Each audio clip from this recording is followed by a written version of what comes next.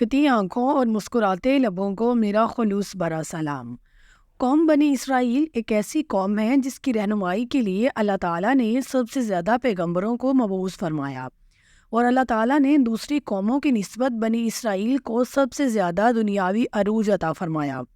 اس کے باوجود یہ قوم اللہ تعالیٰ کی نافرمان ثابت ہوئی۔ قرآن مجید میں بنی اسرائیل کی سرکشی کے بہت سے واقعات کا ذکر ہے، لیکن ان میں سے ایک قابل ذکر واقعہ سامری جادوگر کا واقعہ ہے، جس نے بنی اسرائیل کو بھڑکا کر ایک بچڑے کی پوجا میں لگا دیا تھا۔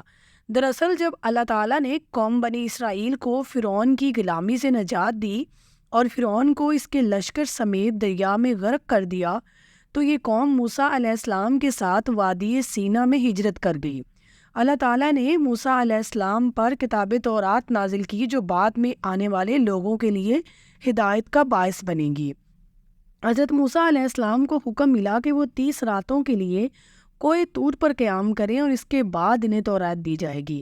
لہٰذا حضرت موسیٰ علیہ السلام نے اپنے بھائی ہارون کو اپنا خلیفہ مقرر کیا اور اپنی قوم بنی اسرائیل کو اپنے بھائی کے سپرد کر کے خود کوہ طور پر تشریف لے گئے۔ جہاں موسیٰ علیہ السلام کوہ طور پر 1 ماہ کے لیے روزے اور عبادات میں مشغول ہو گئے، ادھر شیطان مردود کو بنی اسرائیل کو بہکانے کے لیے ایک موقع مل گیا۔ جب موسیٰ علیہ السلام کو کوہ طور سے آنے میں تاخیر ہو گئی اور 30 سے زیادہ دن گزر گئے، تو سامری نے بنی اسرائیل میں یہ افواہ پھیلا دی کہ موسیٰ علیہ السلام کی موت ہو گئی ہے۔ اس نے قوم بنی اسرائیل سے کہا کہ تم لوگ اپنے تمام قیمتی زیورات مجھے دے دو تاکہ سفر میں کہیں گم نہ ہو جائیں۔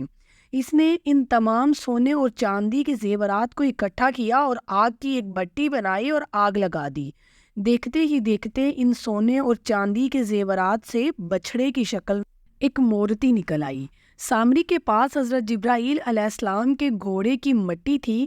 جب اس نے وہ مٹی بچھڑے کے اوپر ڈالی تو بچڑا حرکت کرنے لگا، اور یوں سامری نے بنی اسرائیل کو یہ کہہ کر گمراہ کر دیا کہ موسیٰ علیہ السلام تو کوہ طور پر اللہ تعالیٰ کی تلاش میں گئے ہیں، لیکن خود خدا بچھڑے کے روپ میں ہمارے پاس آ گیا ہے، نعوذ باللہ، لہٰذا تم سب لوگ اس کی عبادت کرو۔ بنی اسرائیل کو بچھڑے کے خدا ہونے پر یقین آ گیا اور وہ اس کی پوجا کرنے لگے۔ بنی اسرائیل کے اکثر لوگوں نے بچھڑے کی عبادت شروع کر دی۔ ادھر جب موسیٰ علیہ السلام 40 دن کے روزے اور عبادت کے بعد اللہ تعالیٰ کا کلام ملا، جو 10 مقدس تختیوں پر تحریر کیے گئے تھے، جب آپ کوہ طور سے واپس آئے تو اپنی قوم کو تبدیل شدہ پایا۔ ہر طرف سے کفر و شرک کی بو آ رہی تھی اور لوگ ایک بچڑے کی پوجا میں مصروف تھے۔ یہ دیکھ کر موسیٰ علیہ السلام غضبناک ہو گئے اور آپ علیہ السلام پر جلال طاری ہو گیا۔ آپ علیہ السلام نے اپنے بھائی ہارون علیہ السلام سے پوچھا کہ میں تمہیں اپنی قوم کی ذمہ داری دے کر گیا تھا، تو پھر یہ سب کیسے ممکن ہوا؟ حضرت ہارون علیہ السلام نے کہا کہ اے میرے بھائی، مجھ پر ملامت نہ کر، اس قوم نے میری بات نہ مانی اور مجھے کمزور کر دیا۔ بنی اسرائیل نے جب حضرت موسیٰ علیہ السلام کو دیکھا تو بہت شرمندہ ہوئے۔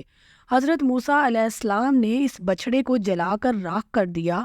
روایتوں میں آتا ہے کہ آپ علیہ السلام کو حکم ہوا کہ اپنی قوم میں سے 80 آدمی لے کر کوہ طور پر جائیں اور ان سے قوم کی مغفرت کی دعا کروائیں۔